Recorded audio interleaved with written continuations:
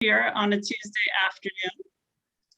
I'd like to welcome you to our session today. I'm Melissa Somdesurf. I'm an instructor in the Management and Marketing Department, which also includes Entrepreneurial Studies, a new program we added about a year ago.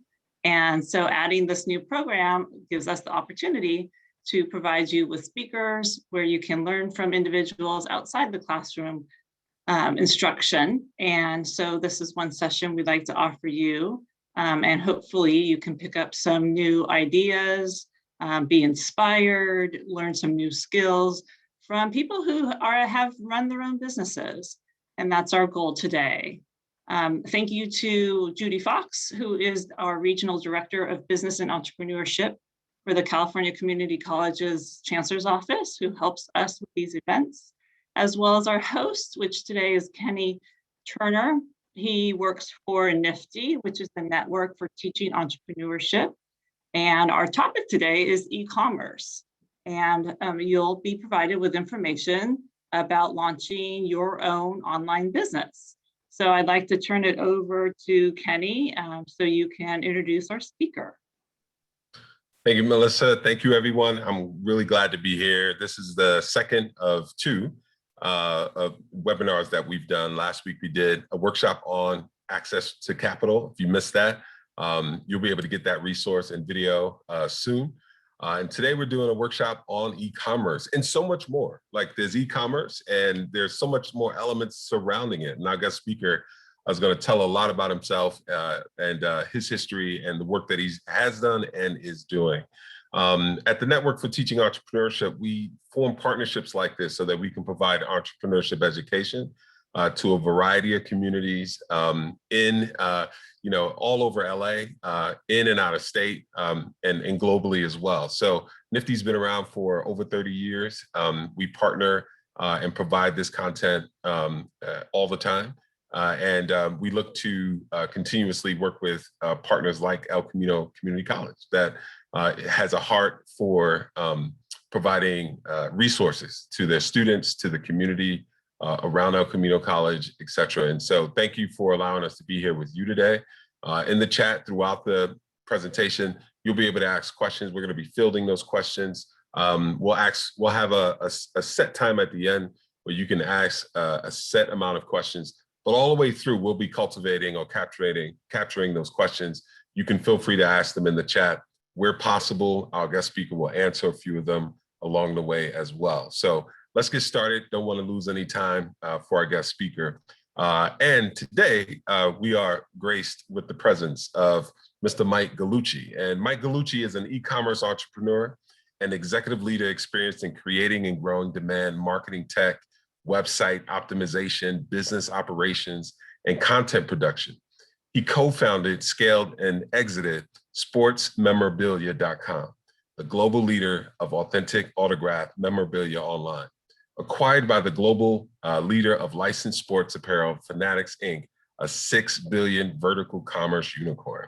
Mike also led business development, e-marketing, and e-commerce operations of a once parked affiliate domain to a $22 million e-commerce business when it was acquired, doubling revenue within 6 years post-transaction and over $300 million in lifetime e-commerce revenue. He has integrated and scaled the collectibles subdivisions of Fanatics Inc., a $200 million subdivision of the licensed apparel retailer. And Mike has also produced Fanatics' first ever original content program to develop new audiences for e-commerce targeting while creating new sponsorship assets, as well as create a deeper understanding of fan connections with non-interruptive and enjoyable content, further amplifying the Fanatics brand, working closely with top professional athletes, including Alex Rodriguez, Peyton Manning, David Ortiz, Aaron Judge, Magic Johnson, Conor McGregor, and many more. And so without further ado, we're humbled. We are appreciative of you joining us today. Can we give a round of applause virtually for Mike Gallucci? Thank you, Mike. Thanks, Kenny. That was awesome. I'm going to take you wherever I go. And I feel like I'm running out of the tunnel right now, like with that presentation. So I appreciate you and Melissa for for having me and everybody that's in the room. I wish I could see everybody, but I can't. So please do your best to type things in the chat to Kenny and Melissa. I can see it on another screen here. By all means, questions, throw them in the Q&A box. Definitely would love for it to be as interactive as possible. And it's been a while since I've done a talk like this after, COVID and everything. We did some virtual things and everything, but I really miss getting in a room and speaking to, hopeful entrepreneurs and people in the process, such as yourselves right now. I'm sure the majority of this room has had an idea before that they wanted to bring to life, and it often seems really easy. We usually follow those ideas with, you only have to, or you just have to. And meanwhile, there's so much that goes on behind scenes, and a lot you could do today to really minimize your risk of going out there and creating a business. And that's some of the things I want to talk to you guys about today. So I'll get right into it and keep it really easy here. I'm going to go through about 6 points talking to you guys. One, I'm going to tell you my e-commerce journey. Two, I'm going to talk a little bit about the lean startup method. Three of the 5 criteria of an MVP. 4, what does e-commerce look like today? How does that differ from when I got into it in around 2006, 2007? And how could we use what we've learned for the future? And then we'll leave a healthy amount of time for questions and answers at the end, with either what I've talked about or any questions you guys have on e-commerce. So I just like to kind of start off with, who is this guy? I think Kenny gave me probably the best introduction I've ever had, so that was pretty easy. As Kenny said, I co-founded a company called sportsmemorabilia.com and about 12 other businesses that didn't make it. We were a scrappy group of entrepreneurs that tried our hand at launching a bunch of different businesses, but we clearly had one leader that we focused on, and eventually was acquired by Fanatics Inc. In 2013. And I need to update those numbers. Fanatics actually just got evaluated at $12.8 billion, up from their last valuation of $6 billion. And I'll talk a little bit about that story too, because if you're into sports, you might know the owner of Fanatics, Michael Rubin. He's the owner of the Philadelphia 76ers and the New Jersey Devils and a whole bunch of other things, Gilt Group and Rulala and a bunch of other e-commerce entities that you might have heard of. He also started a company called GSI Commerce and sold it to eBay for a very nice amount of money in, I believe, 2006, around there. So I was also vice president of marketing at Fanatics from 2013 to 2019, focused on the collectibles division, mostly integrating my company, which was acquired with what we'd like to call the mothership, because they were $1 billion company and we were only a small $22 million company at the time. And from that, I got into executive producing content for Fanatics. I became an e-commerce and digital marketing advisor. And today, my current role is I'm an entrepreneur in residence for a company called Stealth Venture Labs. If you're familiar with a venture studio sometimes help fund other businesses while taking equity stake in them, while using their resources to help build and give guidance. And also part of that venture lab is a growth lab, which basically does media buying, ad buying on Facebook, Instagram, things like that. I also became an advisor to a company called Jersey Filmmaker, who I first started working with at Fanatics. And if you're sports fans and you happen to know the podcast I Am Athlete by Brandon Marshall, Chad Johnson, Fred Taylor, and Channing Crowder, we helped get that off the ground and produce that. And my role in there is kind of helping them understand the business process of things, as well as being a sounding board for any e-commerce work that comes their way, whether they are creating ads for people or trying to put attention on the e-commerce product. I'll help with that. Also advisor to a company called We Feast that was born out of the pandemic. That's a meal at home delivery kit, which is pretty much like 90% of the meal is cooked for you, and you get to do the fun stuff like cook the meats. And a celebrity chef is it's pretty much the curator of each box. So right now it's in New York. It's going to be expanding to Miami soon and LA. And I know a lot of you guys are in LA. I think the chef in LA is Ludo Lefebvre is his name. And I think he will be doing the box in LA. So to jump into it here, tell you a little about my story. So in 2006, it was right before my senior year of college, and I wanted to look for a sports marketing internship or some sort of a cool internship in New York City. I grew up about 15 minutes outside Manhattan, and my friends were working at, cool PR and marketing firms in Manhattan, and I was working at my family business, which was my dad and brothers are also entrepreneurs. So I was working in the food business where we would have corporate cafes and buildings. My dad also has a real estate side of the business, and really just, blue collar people from the Bronx that started in construction and kind of branched out into different things.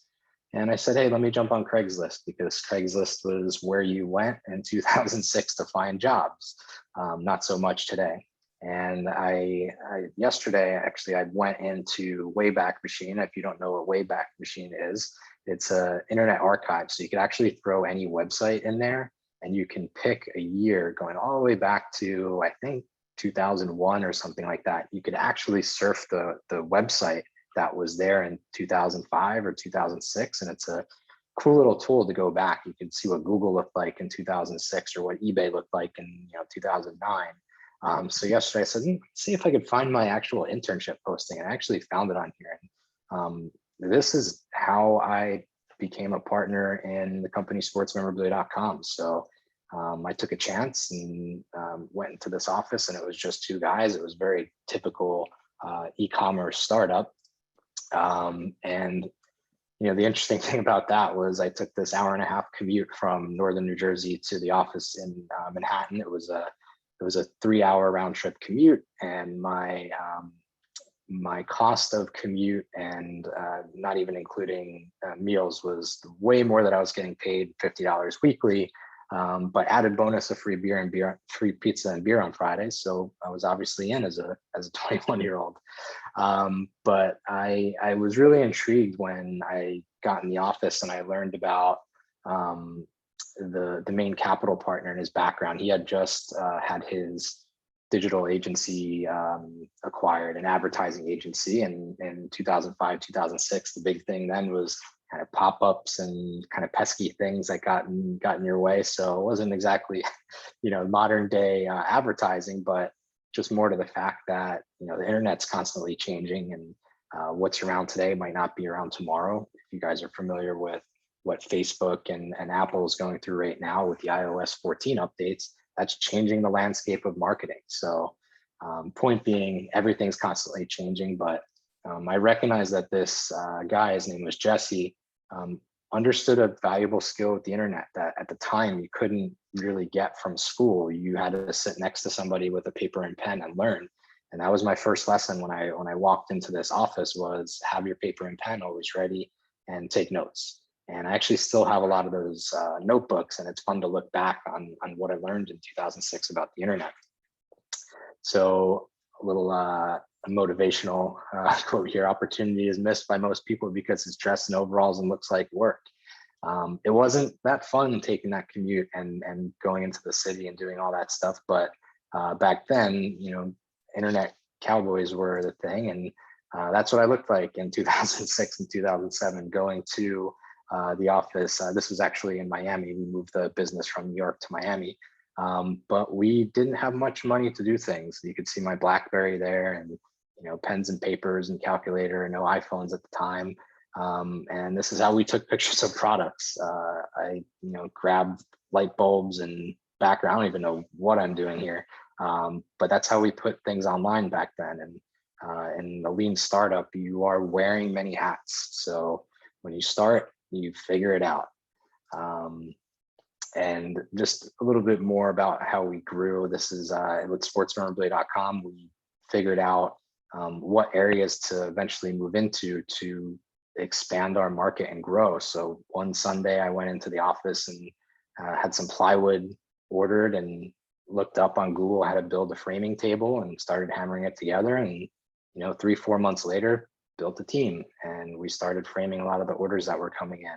And eventually that grew again. This is actually after we got acquired. So going back to that, being a scrappy internet marketer, entrepreneur, you are literally there to figure it out. And there's really no excuses to figuring it out, especially with Google and YouTube and all the things you have at your disposal. I figured today I don't necessarily need to talk to all of you about, actually how to launch an e-commerce business, because you can get free videos via YouTube, and there's just so much free resources to help you actually get something off the ground. But what you don't necessarily learn or get from those things is just the mindset to say, okay, I'm going to figure out how to do this, figure out how to, not spend more than I'm bringing in, and have big visions. A lot of times you tell people something and they don't necessarily believe you or laugh at you, or all those stories that you hear are true. Our biggest competitor, when we entered the sports memorabilia business, told us we didn't know anything about sports memorabilia and that we would never make it. And fast forward about 11 years down the road, and we actually bought them. So keep at it. A little bit more from the past. I'll talk a little bit more about this in the outline journey that I have, but we started our internet venture as a dropship company. So we actually didn't own any inventory. Because we bought a premium domain name for $13,000 called sportsmemorabilia.com, that helped us be able to knock on the doors of some of the bigger players in the space. Like if you're into memorabilia and collectibles, you've probably heard of Steiner Sports or Mounted Memories or Upper Deck, or companies like that. And the experience background of my partner with internet marketing and SEO, and the fact that we had a premium domain name really opened the doors. That's really tough to do today. I actually just bought a premium domain this past week or last week for the first time in a long time, and it feels really good to do that because it immediately gives you credibility. However, today they're pretty expensive, so most people resort to a very descriptive name. So if you were selling, signed footballs, if you could find signedfootballs.com and focus on that, that would be great. But in the past years, a lot of people have resorted to abstract names or made up names, which is great. Anything that's phonetically spelled, easy to say and figure out how to spell and put in your URL bar, that's really helpful for recognition and things like that. However, it doesn't necessarily matter so much as it used to, because a lot of people are starting their days on social media. You wake up and you go on Facebook and Instagram. It magically knows what you want to see in the next ad.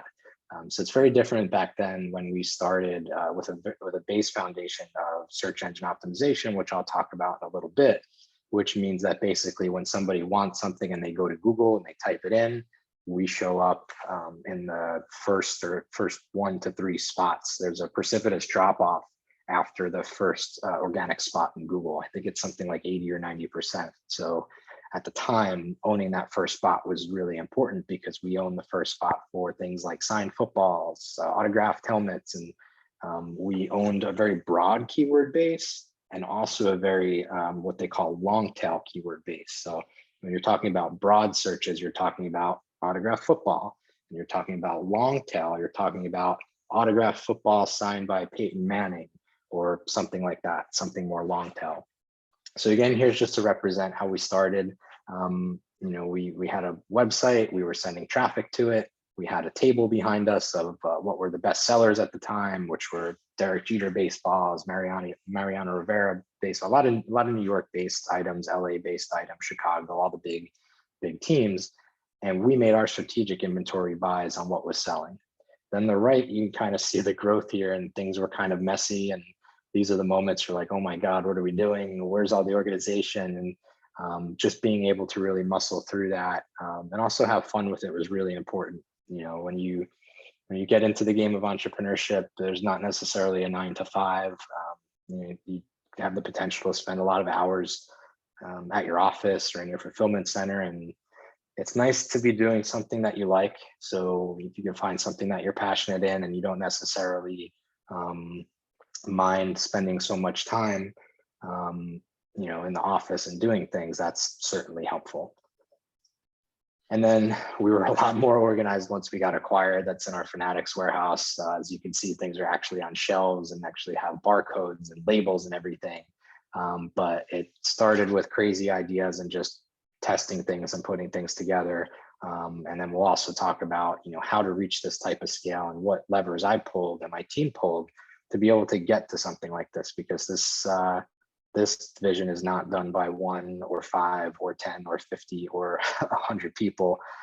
It takes a lot of people to do things like this. And it's really important as an e-commerce executive to be able to step out of the engine room and to be able to hand that over to people who really know what they're doing and provide them a framework to do what they do the best.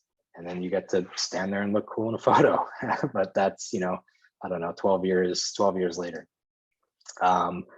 So my exit was to a company called Fanatics, sportsmemorabilia.com. We sold in 2013. Along with that was another website called hollywoodmemorabilia.com. And what you won't see here are other websites that we tried to use the same blueprint for: premium domain, and then trying to disrupt the space. I was in the biking industry and biking.com, hobbies.com, boating.com, yachting.com, barbecuing.com, babyformulas.com. You get the point. But looking back on it, the one thing that we didn't do quick enough or invest in were subject matter experts in each vertical. So it was a lot of me going to a boat show or going to the barbecuing show and figuring out, okay, can we get these guys to drop ship for us? Meaning we would list their items on our site, we would send traffic to it, we would pay for that traffic. And then when the order sold, we would send that order to the person who was shipping it, the manufacturer or distributor. And back then, we actually started doing that just by email. An order came in and you would send an email to the distributor. Now, I'm sure everybody's familiar with Shopify. All these tools and out-of-the-box tools make it really easy kind of to be able to get into this game. But the trade-off there is that the market is obviously much more saturated. Entrepreneurship and e-commerce is, very trendy and hip thing over the past few years to be able to get into and easily stand up a business. But what that does is cause a lot of competition, race to the bottom in pricing, and all that. Hey, Mike. So the company, yep. Hey, Mike, real quick. Man, I wanted to ask you real quick. One, we're getting in the chat that there are a couple people who there are a few people who thought about e-commerce, and they want to start an e-commerce business. And Tamara says she's on her second e-commerce business, so that's really cool. Nice. And just wanted to let you know that. And you mentioned something though, because this is interesting, because with e-commerce, or when someone starts an e-commerce site, I hear a lot about drop shipping, right? Do you have like just a few seconds or a couple minutes? What is that exactly? And we hear that quite a bit. Like when someone says, hey, I'm interested in starting e-commerce, I want to sell something online, it almost now becomes interchangeable with the term drop shipping. And for those listening, if you don't know what drop shipping is, listen up. This is actually really interesting. And I think it's, also allowed people to get online and sell things a lot easier than in times past. But do you have any thoughts on what drop shipping is, or any tips, or any just like, what is drop shipping?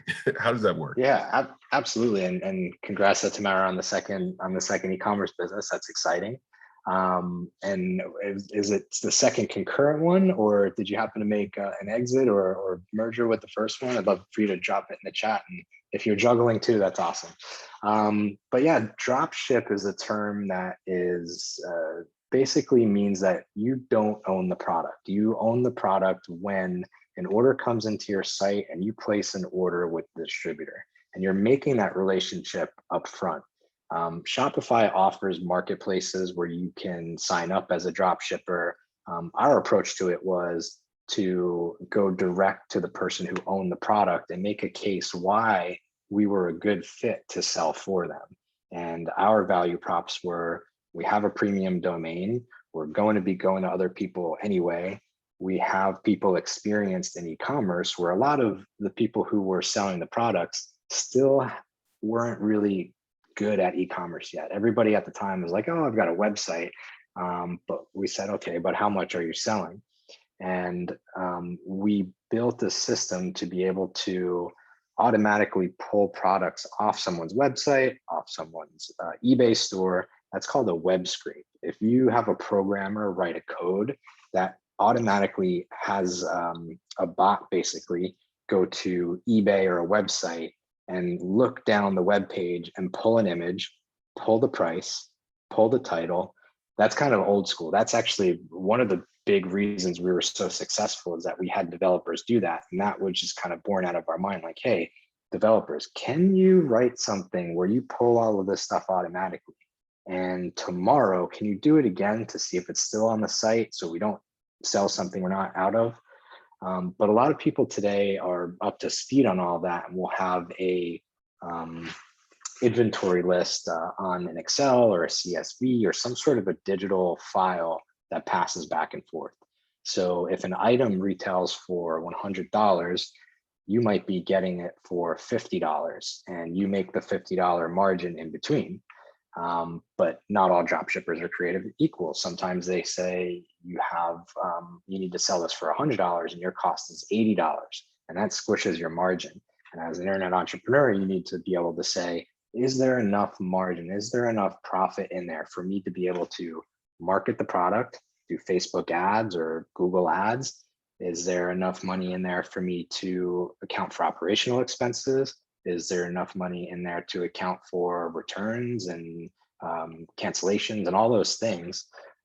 So dealing with drop shippers is kind of not a one size fits all box, but back then it was a lot easier to break into markets where products hadn't been discovered yet, and where e-marketers can go in and say, you know what, I can sell this better than the people who own it do.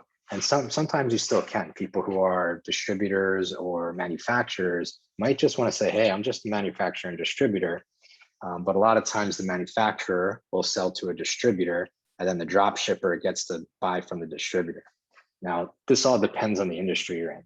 When we were getting into the biking industry, we weren't allowed to drop ship as a pure play e-commerce retailer, meaning we only did business online. They didn't let us do that because they had brick and mortar stores. So stores that are actually, storefronts that you could walk into and, buy a bike or bike parts. And they said, if you didn't have an online storefront, you can't sell with us. So what did I do? I built a little online storefront, and I took pictures and I sent it to the manufacturer, and I said, okay, you satisfy that, you check that box. Now we can drop ship for you. So that's it. Does that explain it, Kenny? No, thank you. And that's like, I think the realization, like when we start something online, do our homework, check the boxes. There's a lot of things to consider. You already mentioned Spotify. So if someone hasn't checked Spotify out, check it out. And then one more quick question. And I want to, Tamara, Mike asked you to, if you can, Mike, you had asked her a question about, if she was on her second one, or is she merging the two, or doing two at once. Let us know, Tamara, in the chat if you can. But Orlando, one more question, Mike, and we'll keep going. Orlando asked, what kind of email service would you recommend? And I guess I wasn't sure. I guess if there's an email service, I guess, Orlando, to help with business operations. Any suggestions there, Mike? So an email service to help with business operations? Yeah, is that what you meant, Orlando? You can let us know in the chat. What kind of emails? Like a ESP email service. I mean, there's a bunch out there. The one that's popular right now is Klaviyo, but there's MailChimp, and there's a whole bunch of other email service providers. It all depends on what you're trying to do. To collect email signups, Klaviyo and MailChimp have free signups until you get your list to a certain size. So probably best to YouTube it and watch the YouTuber compare one versus the other. But just like every YouTube video, in the end, they're going to say it all depends on what you're trying to do. So. Got it. Perfect. And thank you, Mike, for answering that. You're quick, Mike. You answered the question in the chat. And then Tamara did answer. Thank you, Tamara. First company sold virgin hair. I was approached to help book hair and makeup for events and media. I stopped to take care of two family members that got very ill. My company name was only protected by DBA. And when I returned, another company took my name. I started a different business. So there you go. So great job, Tamara, making that pivot. Absolutely. That's an interesting point too. And if people aren't sure what a DBA is, that's doing business as. So you can have, Burger King might be Burger King Corporation doing business as Burger King. Very simple name. And what some people might do is trademark that name and file a trademark for it. I'm actually going through that with this premium domain that I just purchased. I'll give you an example real quick of that. You think about Masterclass, right?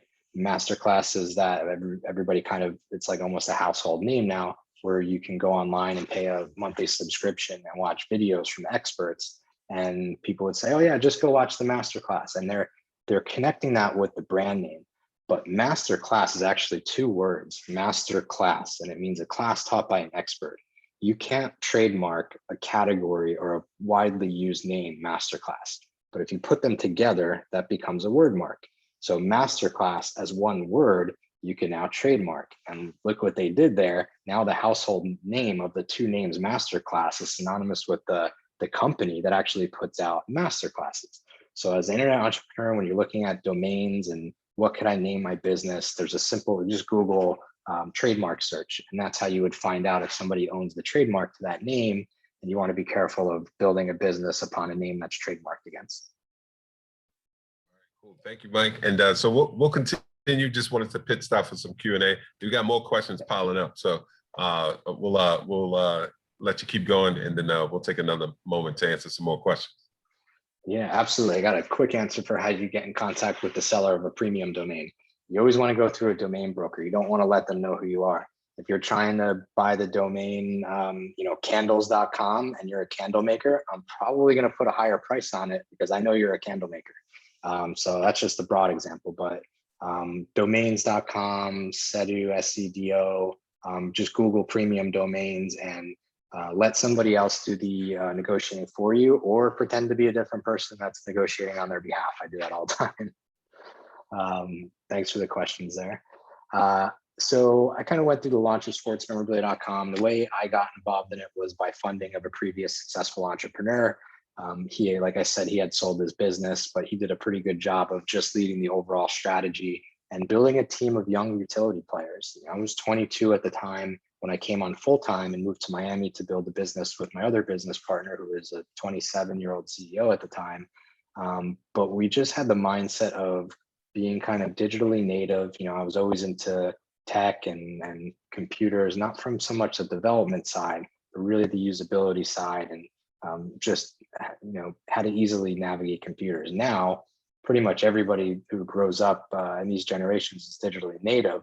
So luckily, you could hire a lot of utility players to get a lot of work done for you in the beginning. I went over the dropship model. I want to talk a little bit about the early startup days and where we established the basics of internet, where I established the basics of internet marketing, primarily SEO. And some questions that I have is SEO a good idea to start with today? Drop that in the chat if you think it is a good idea, or if you don't think it's a good idea, and potentially why. Have some eyes on that. And why we started with SEO, because, well, first let me tell you, SEO is search engine optimization.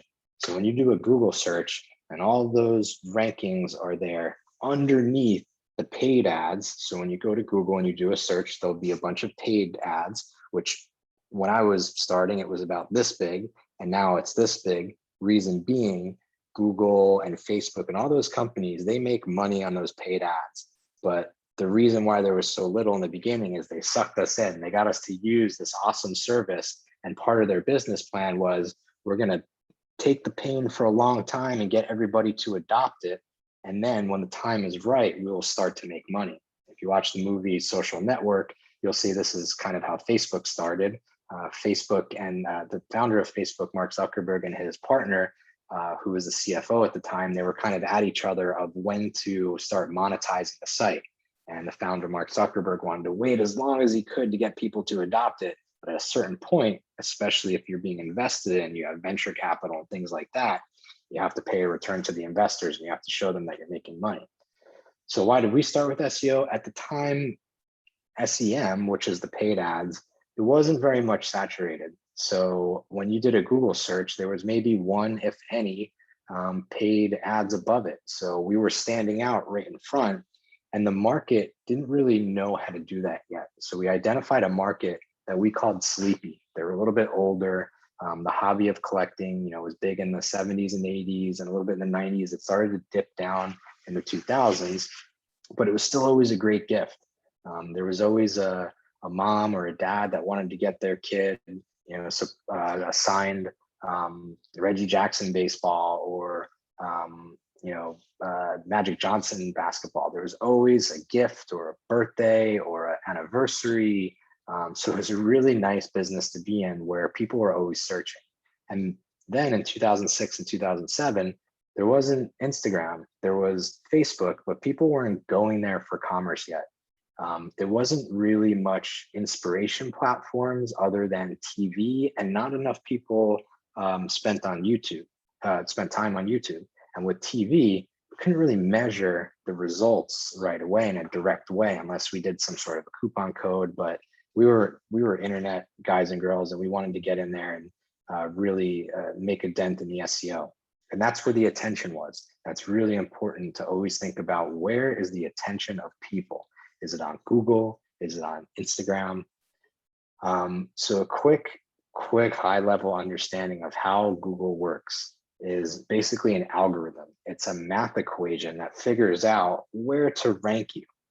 And what we were really good at was knowing, we didn't know exactly how, but we knew just enough of what Google liked you to do as a website, and how it said, this website's important, we should elevate them to the top. At a very basic level, Google looks at other websites that are linking to you, and they say, how important are the other websites that are linking to this website? If there's a lot of them, and if they are good sources, maybe a news site like CNN or a news site like ESPN, or a school or a college might link to you.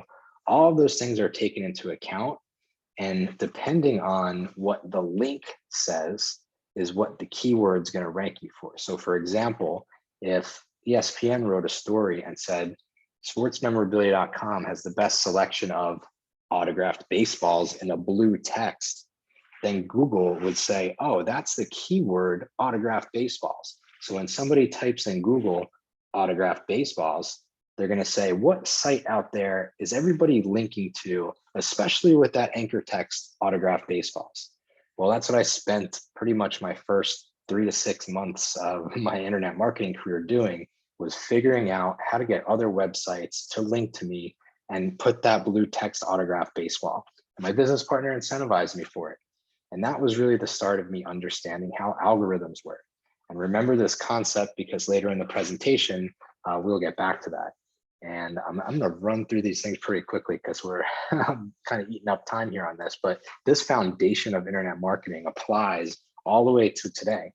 But basically, SEO, starting it right now, it's a really tough market to start right now.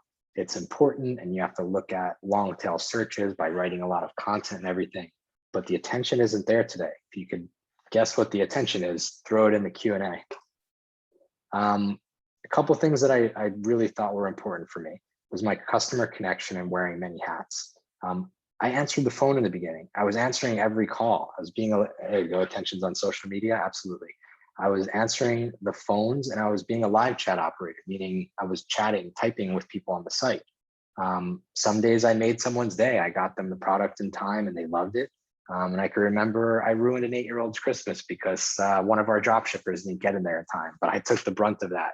And it was tough to deal with in the beginning, but you learn to have a thick skin as an internet entrepreneur. And it wasn't my intention to ruin anybody's holidays, but even Amazon and the big companies out there get it wrong as well. So you start to also have an understanding for other companies that might not get you something on time. All the things that happen behind scenes that could potentially go wrong, or the human mistakes that could happen.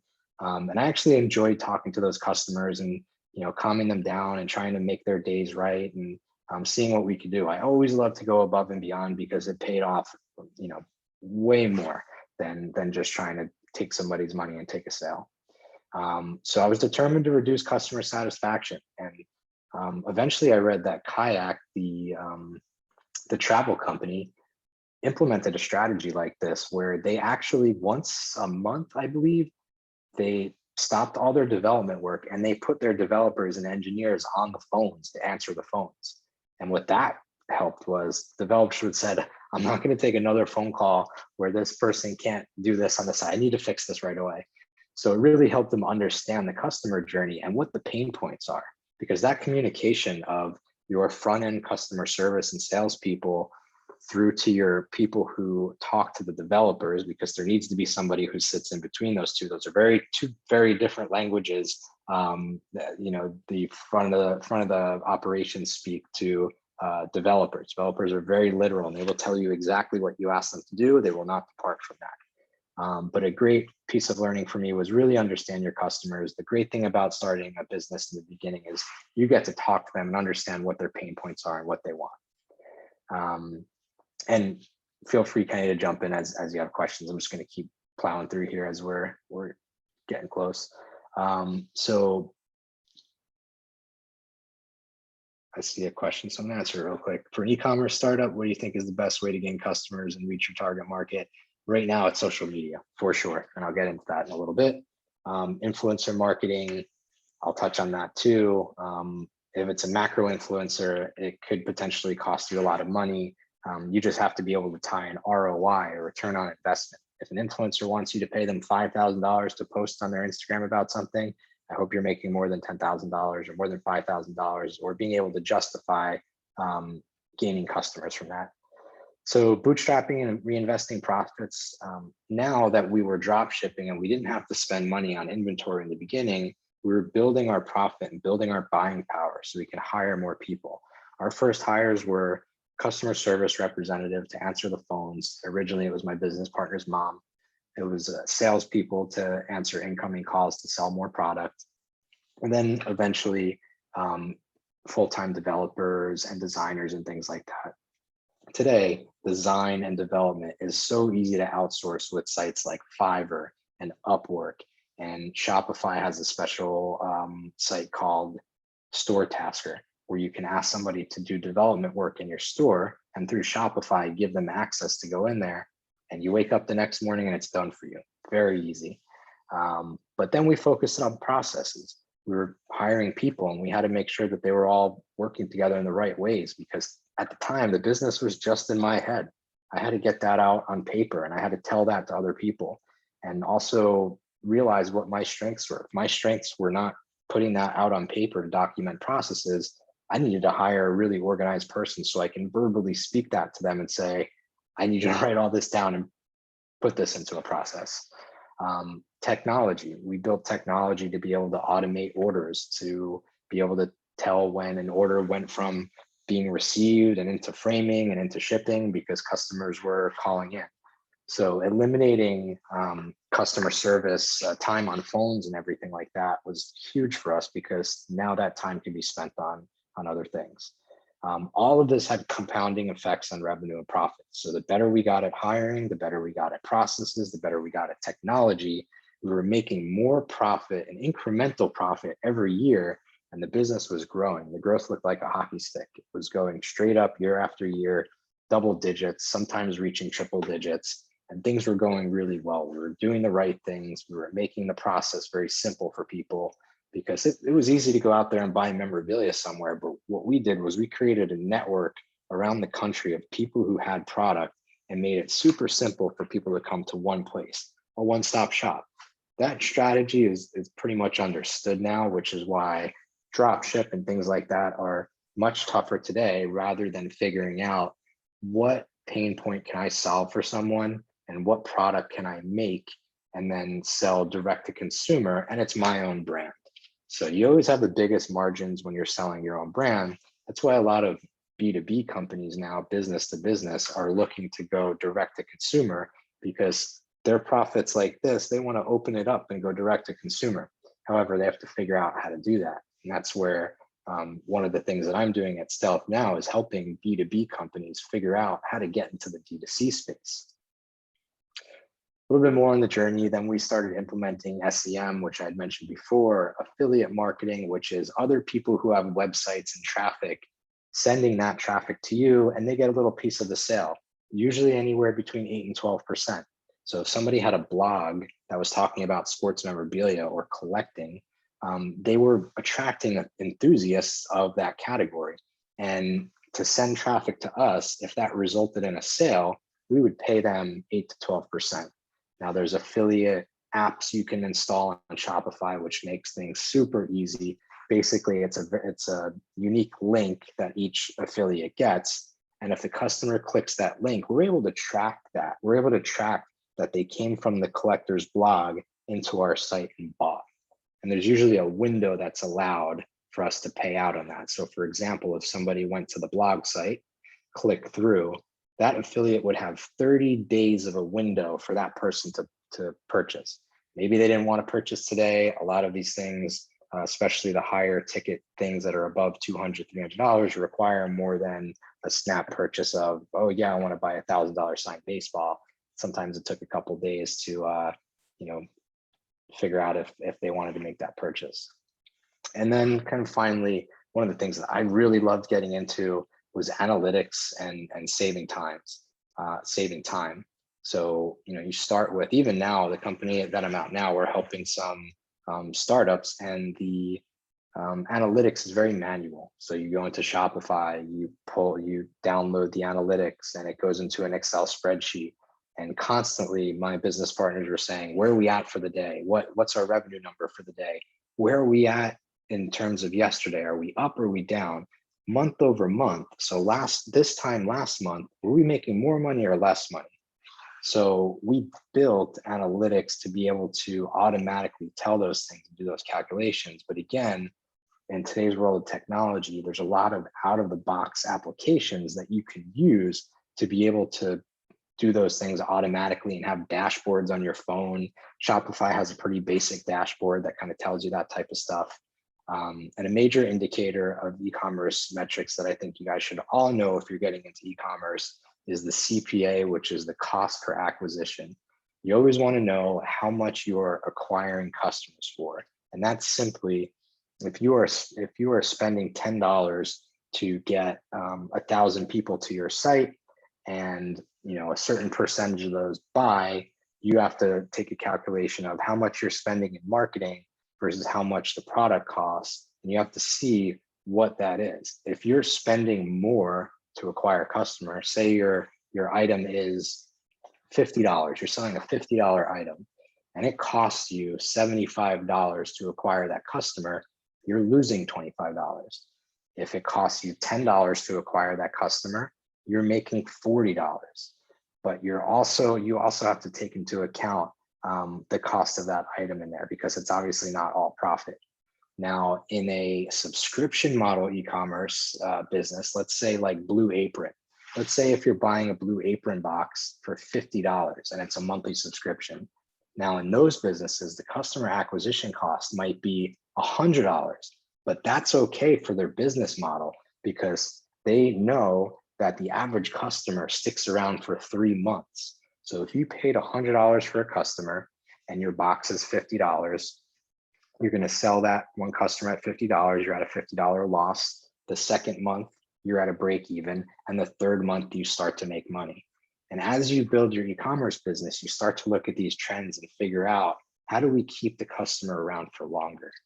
So before we jump into the next couple points here, it's really important to, You might, I wanted to ask too, because how does someone, and we have questions. I want to encourage, as we start to land in the Q&A section soon, how does someone, with all of the elements, right, like of getting started in e-commerce, let's say someone's just like, I want to get going, what would be like, because there's so many aspects to building a successful e-commerce company.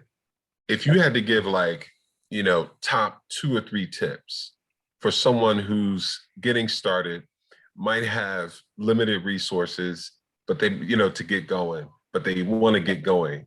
What might be some of your top tips to get going and to your point, simplify the process so that someone can get started? Yep, I'm going to give you 5 of them. I'm going to run through these next slides really quick so we can get to the end here, but this will save you a lot of time and money and headache. And this is what they teach in business school. And real quick quote on scaling your business. When you get to a certain point, I love this quote from Toto Wolff, who's Team Mercedes principal. He says, the strengths of the team is in every individual. I can't drive the car. I can't design an aerodynamic surface, but I try to understand everything around the guy who can. And I try to provide a framework for these individuals to perform best.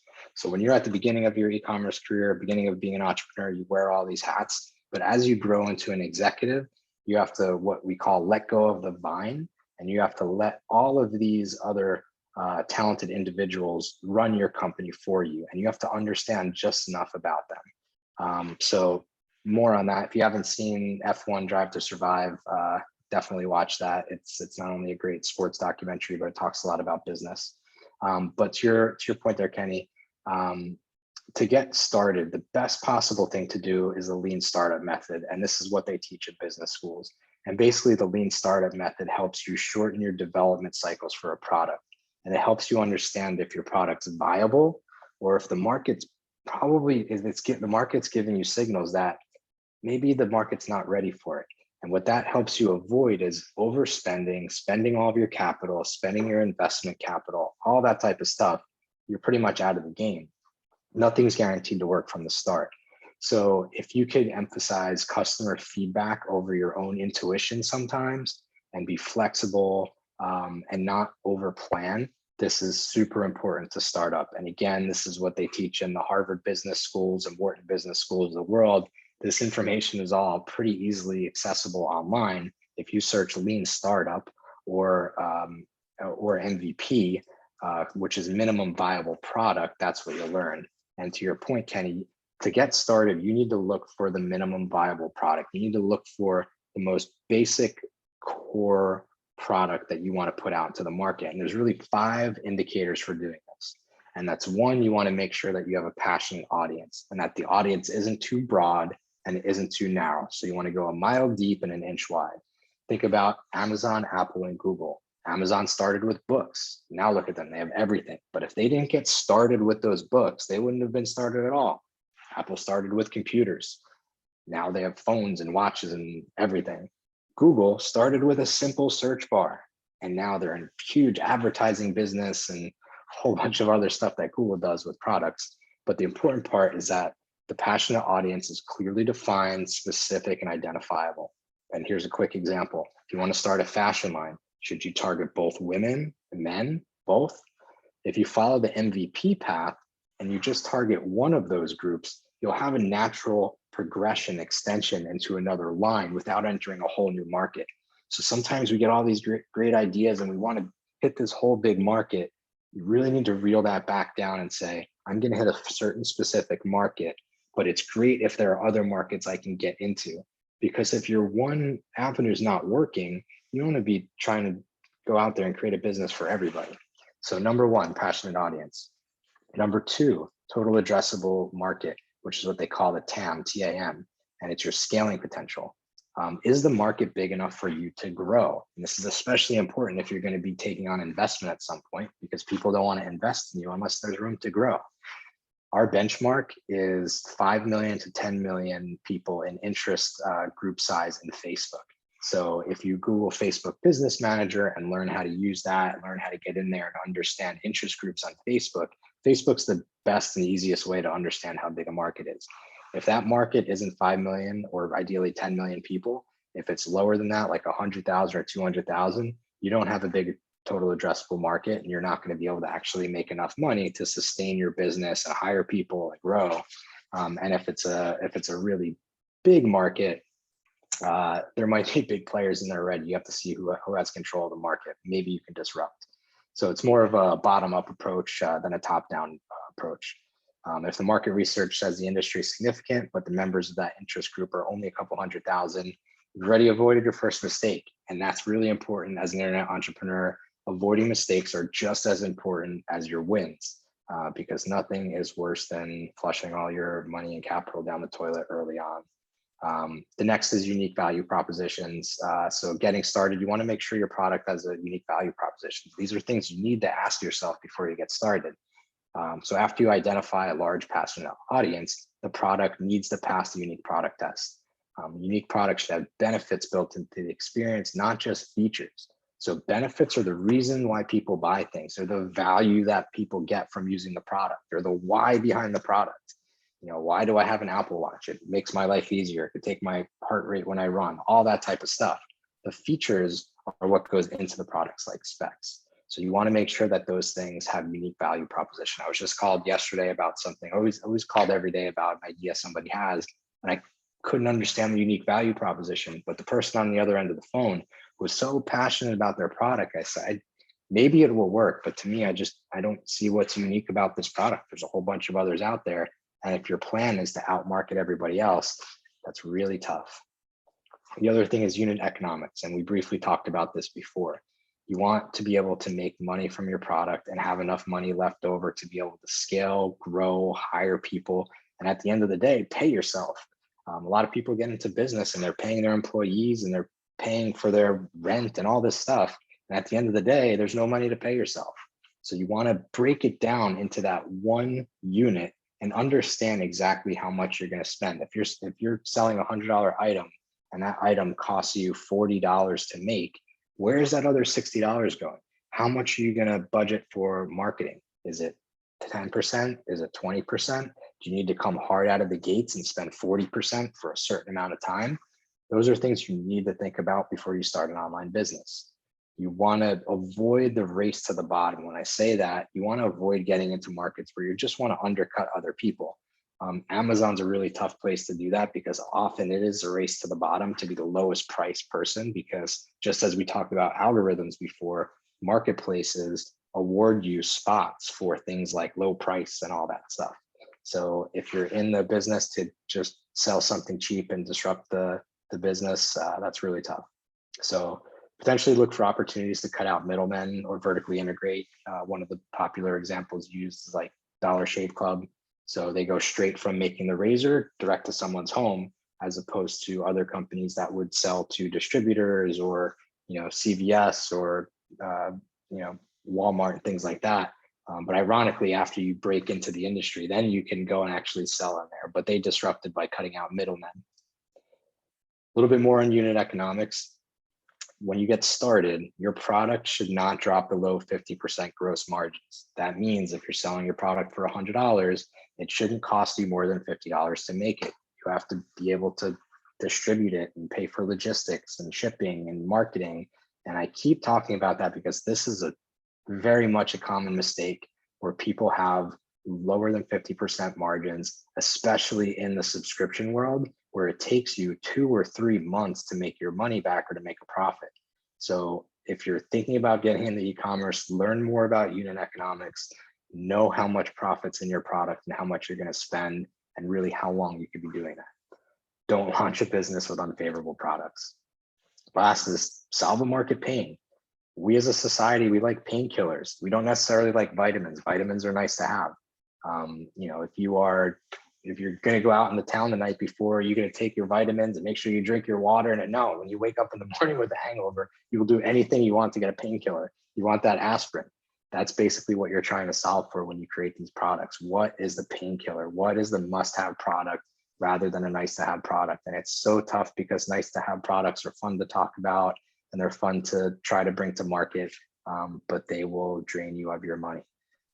Example of that is Uber. Uber founders couldn't get a taxi while they're in Paris on a snowy evening and realized that hailing taxis worldwide was a global pain in the butt. So they made it in an app and they made it so that you could rate the taxi drivers and they solved a huge market pain. Real quick about Groupon.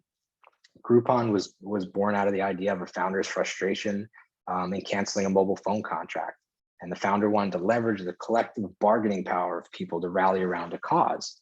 It started as a company called The Point, and it was created as a web platform based on a tipping point principle that utilized social media to get people together to accomplish a goal. But what happened from there, the first deal was people said, hey, let's get together and ask for 2 pizzas for the price of 1.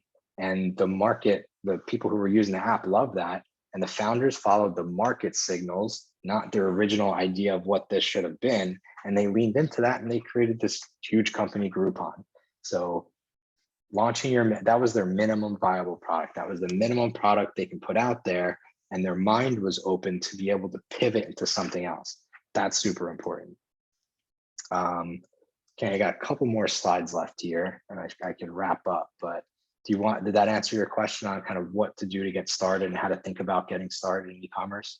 No, that was perfect. And we'll talk more, but I want to give you a chance to wrap up and get to our Q&A, but that was huge, right? Because there's no product, there's no e-commerce without the MVP. So so Right. That was a great point. Thank you. Yeah, if you take anything away from today, it's understand what an MVP is and what it looks like in the market and how you can create an MVP. And a lot of that is feedback, doing customer surveys. Talk to 10 of your friends and family and see if they would consider buying the product, what product price they would be willing to pay to solve that market pain. And I saw you guys had wrote how social media sites intersect with commerce today. So that's another topic in itself, but the thing you should know is that platforms incentivize users to stay within the platform. So Instagram, Facebook, Snapchat, they do not want you to leave. And just as we talked about SEO, these are all built on algorithms. They're basically math equation that says, if this person does this, this, and this, we will show their profile or ad more times than somebody else. Often now, this is backed by money and spend. You have to pay to play now. Whereas when Instagram first started, it was a free-for-all and free. It was all organic. And then when paid started, the costs were very cheap to get in. Maybe, what we would call like 50 cents a click, $1 a click. And then that floor keeps rising as more competition comes in there.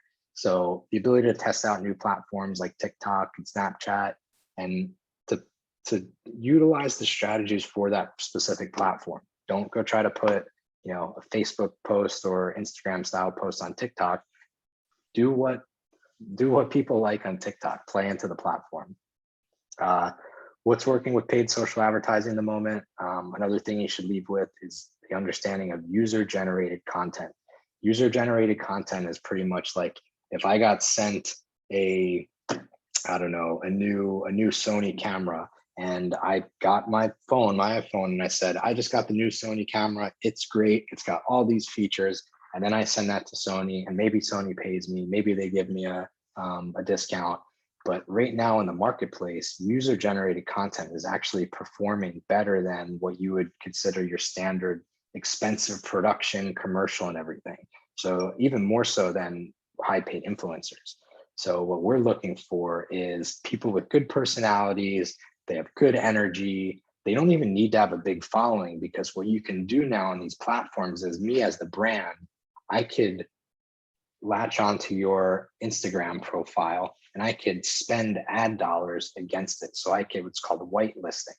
So I could have somebody else, if I sent, Kenny an autographed baseball and he was like, oh, sportsmemorabilia.com is great. We would have control of his Instagram account, and I would be able to spend ad dollars behind it to be on sponsored stories and sponsored feeds. And what that does to the consumer is it looks like a real ad, and you feel more relatable than somebody that's, in makeup and in a studio and things like that. But the interesting thing will be, as all of the younger generation who's getting marketed to this way since they're, 10 years old on their phones, how is that going to evolve? And that's really where, the next evolution is, of being able to see or adapt to the next platform. One last big thing for me here is art and science. With e-commerce, you have to master art and science. You don't necessarily have to be the master of both art and science, but you need to take people who are artistic and can make ads and can make graphic designs and can make videos. And you need to sit them with people who know how to media buy and know how to look at analytics and trends. And the art students have to hand off that video or creative to the science students and say, okay, go put this in front of customers. And then the science students have to turn back to the art students and say, hey, our ads that you did that, had that flash in the beginning, that performed the best. Can you make me more of those? Sure, we can make you more of those. Or the art students might say, well, that's not really my style. I don't want to. You got to get new art students that'll play with the science students. It's a give and take here, because that's what e-commerce is. It's iterations, it's optimizations, and it's applying the MVP mindset outside of the macro business model. I think I just flew through the rest here so we can get to questions. I hope we still have time. Awesome. Oh man, thank you so much. Thank you, Mike. Man, a lot of good information, and we're excited because this recording is going to go on our resource, El Camino's resource website. So this is going to go out to a lot of different students and members of the college who would like to see it again. So and your point on pivoting, right? Before YouTube was YouTube, it was a dating site. Before Twitter was Twitter, it was a podcasting network called Audio, right?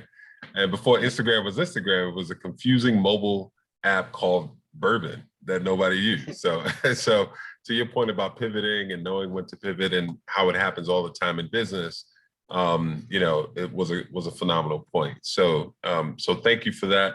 I want to make sure we get to the questions at hand. I'm going back up in our chat, and I'll also, if we have some questions in the Q&A as well. But Zabella, you might have answered this, Mike. Let me know if you did or not. How did you get in contact with the seller of a premium domain? Did you already address that? Yeah, I did real quick. Again, you can go to places like domains.com or Sedu. Often if you type in the domain that says you can buy this domain, you'll put in your email address and a broker will contact you back. All right, and same questions from Zabella in our chat. Would it be the same for service-based companies versus goods-based companies? So is it the same? I guess getting started in e-commerce. The principles are the same. MVP is the same. It's a little bit different in terms of unit economics because you don't have necessarily a good with a cost attached. For example, one of the companies that I'm overseeing right now does virtual pasta making classes in Italy. It's super cool. It's about 15 80-year-old grandmothers and their granddaughters teach you how to make pasta online called Nona Live. And we have a cost for a class, but the amount of people that sign up, there's no cost for each additional person. So the unit economics might change and your strategies might change. For example, if your class is very low, you might do promotions that week to try to pack it out at a 50% discount because it's not costing you anything. You just need to spend more to get people in. And that depends if you have to put a person and person hours on that service-based product, because if you do, there's your cost right there. So it really depends. All right, awesome. Brianna asked in our Q&A section here, Brianna said, what is your best advice on breaking into a saturated market?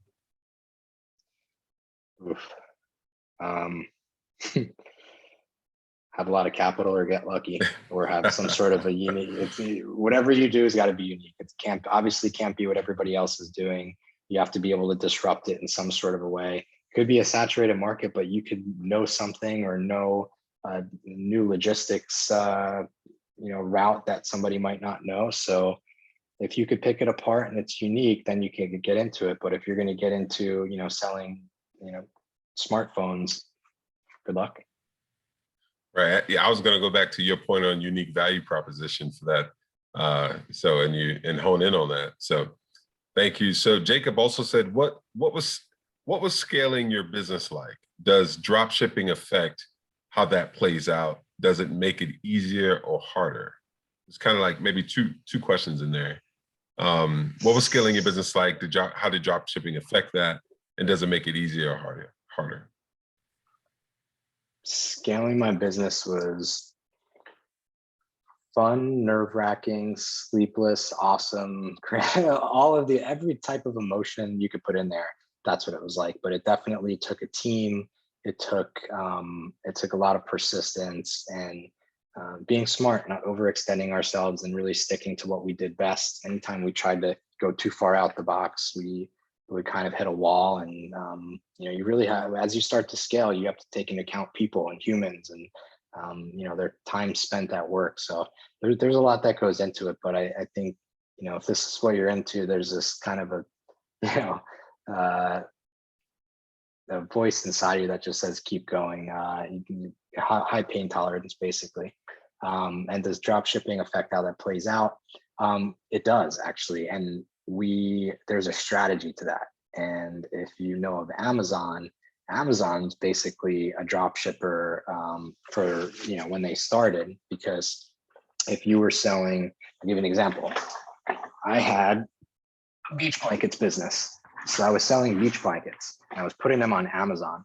So I was taking the order from Amazon and then I was shipping them direct to the customer. But eventually other people understood, oh, wow, these beach blankets are actually selling on Amazon. We should sell something similar. And Amazon did the same. And they do that with other things. You see Amazon basics like batteries and everything. So you have to be careful of somebody else kind of taking your items. But for what we did when we were drop shipping baseballs, we built a buying tool that said, okay, you're going to sell 200 Derek Jeter baseballs next year. We would go out and then buy 300 Derek Jeter baseballs or 400 Derek Jeter baseballs. And what did that do? When you drop ship your margins like this, when you tell a vendor you're going to spend more upfront with them, your margin opens up and then you can bring in the product. And then as you grow, hey, we might want to bid on an exclusive contract with Derek Jeter to have his items. So apply that to other items as well. If you sell other people's items and they're selling well, you might want to make the investment into making your own items. So that's how drop shipping affects that. Your margins grow, you have more control of the product. So it makes it easier to make profit, but sometimes harder logistically. So there's a lot to that question. But that's a good question. All right, thanks, Mike. And there's time for a few more questions. So I know we're coming to the end here, but if you have a few more questions, feel free to put them in the Q&A or in the chat. Grace asks also, can you elaborate on the difference between UGC and social media influencers? Yeah, absolutely. So social media influencers can create UGC because they're a user and they're generating content, so user generated content. But social media influencers are anybody who has an influence over an audience. So if somebody has 100,000 followers, that doesn't necessarily mean that 100,000 people are interacting with them. Usually it's a couple percent or something like that. So they have influence over a couple thousand people. And maybe even a subset of that, they have influence to go by. If, for example, I'm saying this just because I saw it in the news the other day, Alex Rodriguez has a new like makeup for men that helps hide blemishes through the company Hims. If he says this is great, it hides my blemishes, maybe some people are, on TV or doing podcasts like this and they want to hide their blemishes. Alex Rodriguez just become a social media influencer. But someone like me who doesn't have a huge following, I can do the same thing where I say, oh, this blemish remover is great. And then the company Hims can whitelist my social media account and put that out on Instagram. And some people might relate to me more than they relate to Alex Rodriguez. So it depends there, but UGC can be created by social media influencers. There's different levels of influencers. There's macro influencers with like over 500,000 followers. There's micro influencers with like 10,000 to 100,000. Then there's nano influencers with a couple thousand followers or a couple hundred followers. But really what you're looking for is that great content of somebody who's explaining why they love your product, why you should buy the product. And, I think today that's kind of flipping the business of social media influencer on their head, because as a brand, I just want to use whatever avenue that people will buy. And I don't care if that person has 1 million followers or 2,000 followers, because I can still buy traffic. SEO, UGC, MVP, whether an entrepreneur starts a business and their main function is e-commerce or not, knowing these terms is going to help an entrepreneur, period, because an entrepreneur will have to at some point interact with these elements and know what they are. So I think this is helpful. We label this an e-commerce workshop, but on so many points and so many fronts, this is helping across the board. We got a couple more. Ed, I got a question from Ed, I got a question from Tiska, and I got a comment from Ruben. So Ed says, you mentioned earlier about traffic. What do you mean by sending traffic, buying traffic? Are those ads? He's asking if those are ads. Yeah, when we talk about traffic, we basically just mean people. And if you think about, highway of cars, you have all these cars coming down. I can direct, if I say, hey, cars, here's a bag of money, go that way. You're naturally going to get some traffic and the cars are going to go that way. So traffic is just basically people. You can buy it. You can buy it from traffic audience aggregators. Who is that? Instagram, Facebook, websites. So, a big website like, ESPN.com, you might be able to buy traffic from there because you're putting an ad on ESPN.com. So when you go to ESPN and you click on that ad, you're now diverted into another page. Whoever is putting that ad there is buying traffic. They're buying people to go to your webpage. All right, thank you. Wow, that's it's so much. There's so much, Mike. This is a library of information and really great things. I'm going to look back at this video again myself and digest all the things we talked about. Here's another quick question. Tiska asked, what's been one of your biggest or some of your biggest challenges trying to start your own e-commerce business? If some pitfalls or some things that you can advise someone else to watch out for, or maybe some of the challenges you went through? If you had to give us a couple, what stands out to you? Asking for help and delegating. You have this tendency to want to take everything on yourself and do things yourself, but really getting some good help and getting people who do things that are, better than you in different areas are really important. We call them superpowers. My superpower might be one thing, your superpower might be another thing. You put those two together, and that's where growth happens. And there's a common saying, if you want to go fast, go alone. If you want to go far, go together. And that's very true. Oftentimes you have to start alone, but it's up to you as the entrepreneur to know when to raise that hand, when to wave that flag and say, hey, I need help. And oftentimes in the beginning, it might be asking friends and family or things like that to help you with certain things. And that's if you're making money or potentially investments, is getting people on board. So there's nothing like having a good team. Nice. A couple more here. Isabella says, if you have some time, or how do you whitelist? Could you mention whitelisting? How does that Yep. work? Yeah, so basically on Instagram, in the settings, in the business settings, there's a place to go that says, I think, brand content. And that's where you can, I believe, request somebody, or they can request you, and then they get a notification that says, Stealth Venture Labs would like to whitelist or would like to add you as a branded content partner. That just means in their Facebook Business Manager account, if there's an ad there, they can choose to post that from your account. That doesn't necessarily mean that on your social feed that post will show. It's called dark posting, I believe. You'll see this a lot with Kevin Hart. So you'll see if you go to fabletics.com, you'll start to get hit with ads, but you'll be getting them from Kevin Hart's name. But if you go to Kevin Hart's profile, you won't see any Fabletics posts. That's whitelisting and dark posting. Wow. Didn't know that existed in the settings of Instagram. So I got to check that out. And then Ruben, just ending it off with a comment here. He said he loved how you brought up the art section. And I guess in your comment about art and science. And I think also, he loved the fact that you mentioned Fiverr. And I think you mentioned a couple other quick resources as well. Do you have any other companies, or maybe we can just say it again one more time, like Fiverr, Absolutely. that resources that we can kind of tap into? Absolutely. If you're looking for designs and you need a lot of them and you need them quickly, go to 99 Designs, the number 99 Designs. That helps you start and get to a place. Oftentimes, we go and put a 99 Designs creative brief in. We get back 200 designs from different people where you can give them feedback on what to change. And then if we still want to change that, we'll pay the person, thank you for your design. We get the design files, and then we'll give that to our designer and say, okay, this is like 80% of the way there. We just need these changes. That's a great tool for an MVP to get started.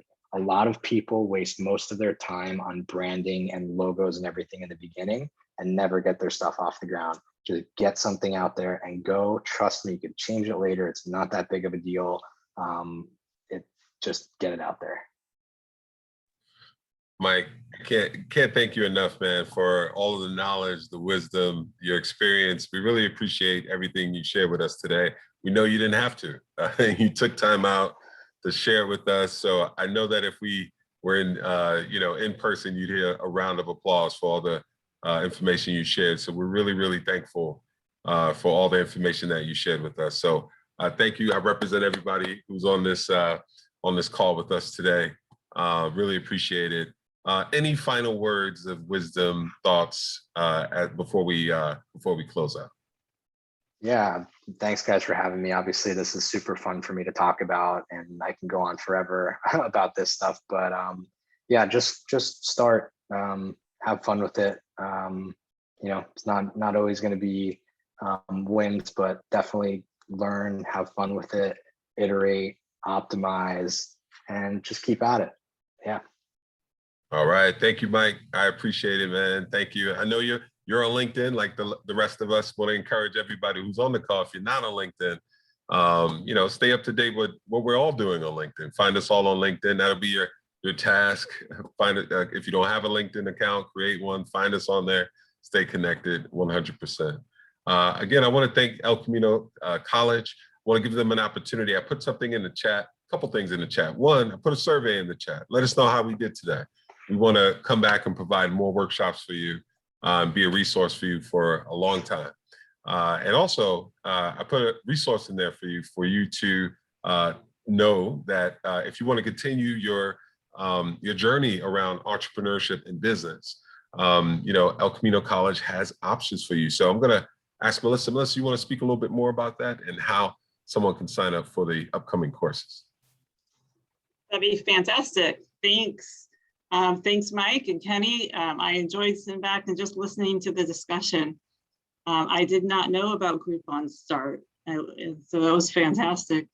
If this is inspiring to you and you'd like to learn more, you might consider small business entrepreneurship, which is Business 24 in the fall semester. Registration for fall classes starts within the next week or so. You can check your El Camino email for that and get in Business 24 on your schedule. There are 2 classes being taught by our division in the fall. They're both hybrid. So that means that you're in live Zoom lectures half the time and the other half on Canvas. One's in the evening on Tuesdays. The other meets Monday mornings at 9:45. That's Business 24. And if you go to the El Camino webpage and look up entrepreneurial studies, there's a full list of the classes that you can take to complete the certificate or the associate's degree. And I'll put our email in the chat. If you have any questions or ideas of topics you'd also like to hear, we are listening to you. So let us know.